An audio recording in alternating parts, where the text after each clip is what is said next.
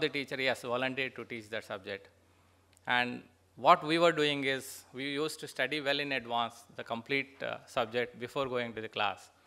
And most of the occasions we come across that the teacher was stuck up in explaining some of the concepts of 8086.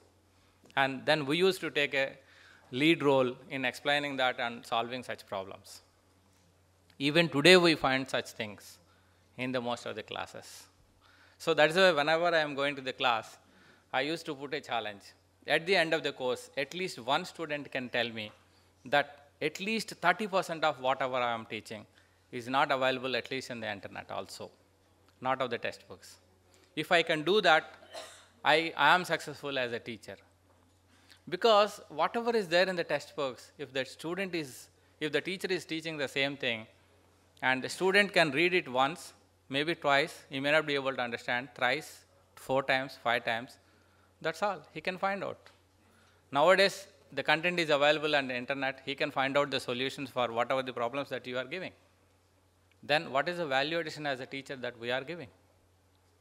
The experience that we gain over the years of developing such systems, that is the experience.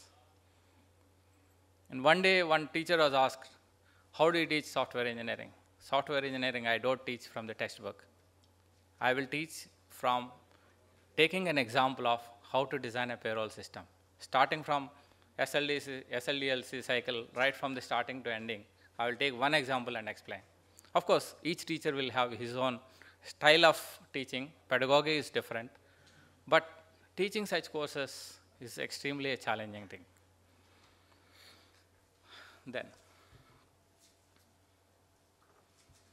challenges to educators.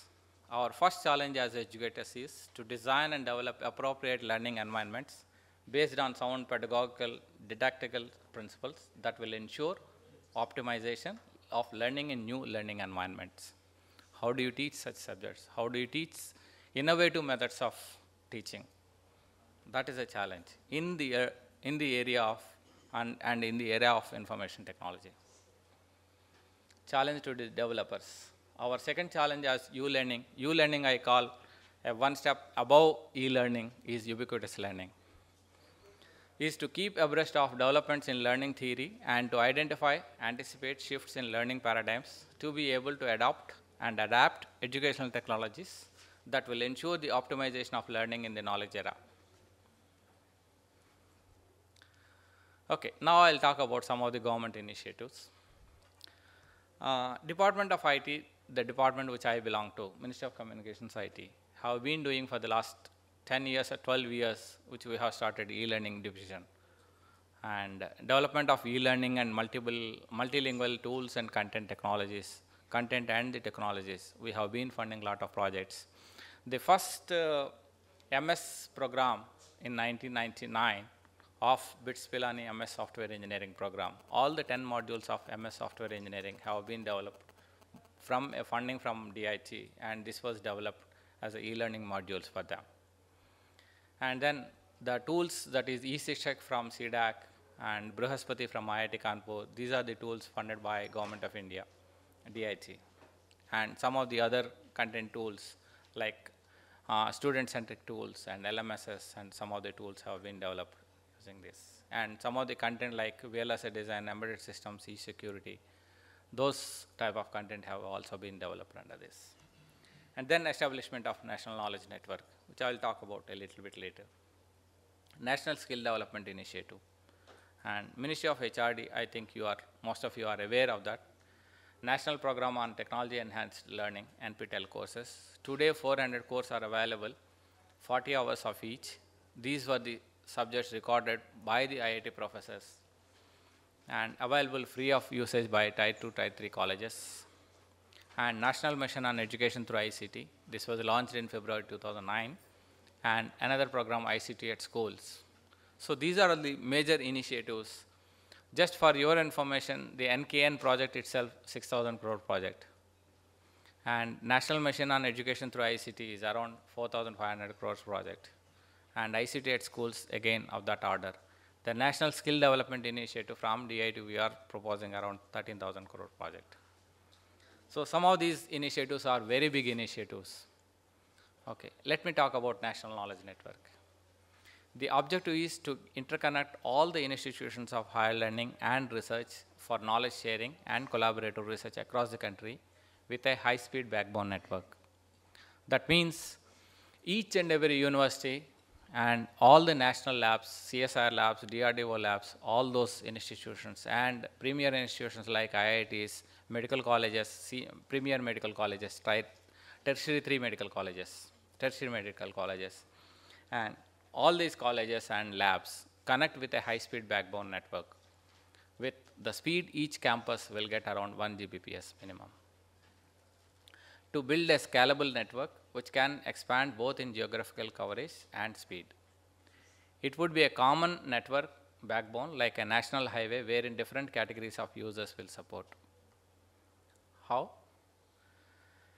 Network consists of ultra-speed high core backbone with 10 Gbps speed.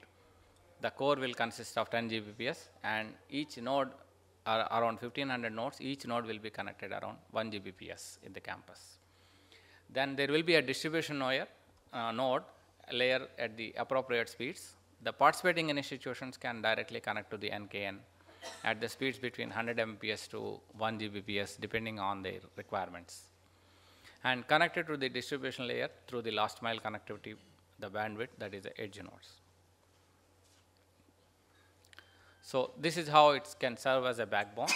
It can be used as a backbone for the other networks also, as SWAN and then AnuNet and SpaceNet for others.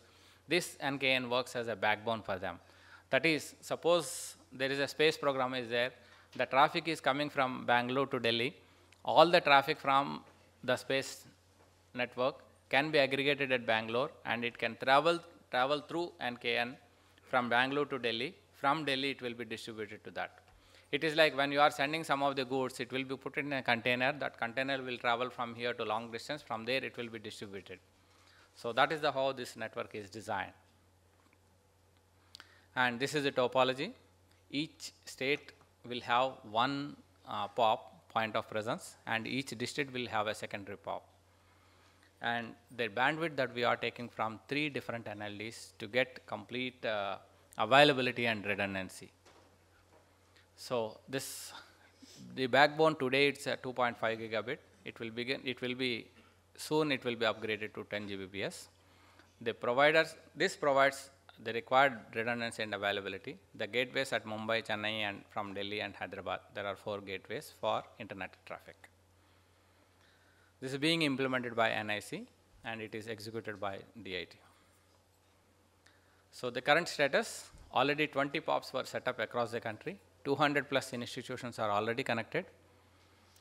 And this includes some of the universities, around 40 or 60 universities, plus some of the IITs, IIMs and other ISERs and IISc Bangalore and medical colleges like AIIMS and then Safdarjung Medical College and Coimbatore Medical College, something like that, all those. And virtual classrooms, 20 virtual classrooms have been set up. Using these virtual classrooms, new IITs are being mentored by the world IITs using the virtual classroom. That is, take for example IIT Madras and IIT Hyderabad. The classes will conduct in any one of these. Those classes directly, virtually, online, asynchronously will come to the other IIT. So just to save the time of the faculty and the students, it is the same. And we have noticed that the students are happy in both the virtual class and the real classroom. Both feel a little bit same type of reception that they are getting from the teacher. And the final phase, we are talking about 25 to 30 POPs, 600 plus secondary POPs and 1500 core institutions. That includes 400 plus universities, premier institutions, national R&D labs. These are all to be connected now. Traffic from the affiliated colleges. If there is a university and affiliated colleges, all the traffic can be aggregated using MPLS VPN network and then hooked onto this, the university traffic. Then from there onwards, it will use NKN as a backbone. That is, it is like all the tributaries are joining in the main river. Like that, the whole traffic will flow. Okay, next. National Skill Development Initiative. It is an initiative from the government, MHRD. Government of India has approved the coordinated action plan for the skill development. Sorry, this is DIT's initiative. And three-tier structure has been set up by the Prime Minister's National Council on Skill Development. National Skill Development Coordination Board was set up. National Skill Development Corporation was already set up. National Skill Development Policy was announced. The main objective of this is to create a pool of 500 million trained persons by the year 2022.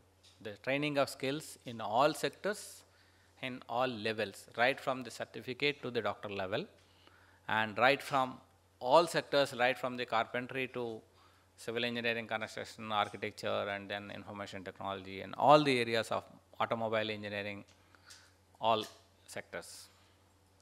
DIT's target has been given by the NSDCI, set up by the Government of India, is 10 million target in ICT alone by 2022. This is in addition to the whatever the manpower that is being generated currently from various sectors, that is all the formal sector and the non-formal sector. So in addition to that, there will be a shortage of 10 million manpower by 2022. This was the target given to alone DIT and its organization. Apart from the private sector, 150 million is the target given to NSDC, National Skill Development Corporation, for implementing programs through private sector. So what we have done? To do this, we have taken a three-pronged approach. Scaling up of capacities of DOASSC society to train 10 million persons by 2022. Today the manpower base is around 4 million from this alone organization. Scaling up of capacities of CDAC to train around 7 lakh persons in the high-end areas. And then financial assistance to the states and union territories for setting up of ICT academies in each state. What are these three components? The first one is our own societies of DOASSC society to train 10 million population by 2022.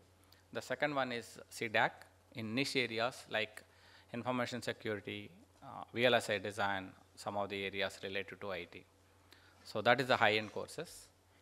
And then you might have already seen the experience that we had right now, the faculty crunch due to the mushrooming of various private engineering colleges. There is a huge demand for various manpower in engineering. Because of that, various engineering colleges have been set up, but at the same time, we have created just a shortage of manpower to teach these institutions. In order to train the faculty in various areas of the niche areas, and then to improve the quality of that, what we have planned is we want to set up ICT academy in each state. Based on our experience by setting up of an ICT academy in Tamil Nadu, along with the state government and the CII and NASCOM and other industry associations, we have set up an ICT academy.